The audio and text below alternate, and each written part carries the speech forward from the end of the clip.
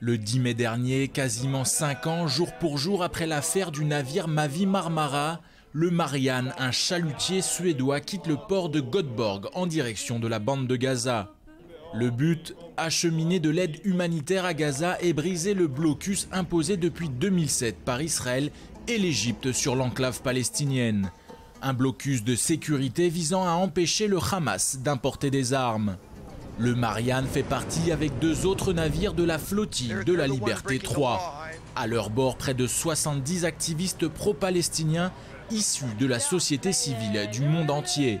Parmi eux, l'ancien président tunisien Monsef Marzouki, mais aussi 2 députés arabes israéliens, Hanin Zohabi, déjà présente à bord du Mavi Marmara en 2010, et Bassel Ghattas.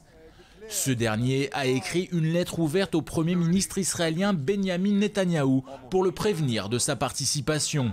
Pour le député israélien, il s'agit d'une flottille civile pacifique qui a pour but de mettre fin au siège en attirant l'attention de la communauté internationale sur le sort de 1,8 million de Palestiniens vivant dans des conditions honteuses et dignes d'une prison à cause du siège militaire imposé par Israël.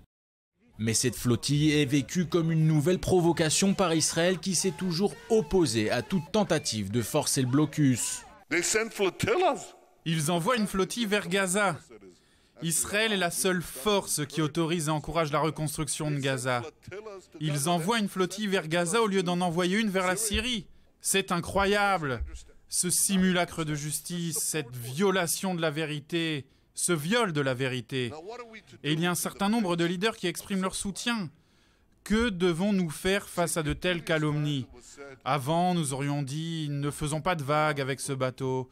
Moi, je dis « faites chavirer le navire, ne l'acceptez pas ». De son côté, le djihad islamique, très influent dans la bande de Gaza, a prévenu « il mettra fin au cessez-le-feu avec Israël dans le cas où les autorités empêcheraient la flottille de rejoindre les côtes gazaouis ».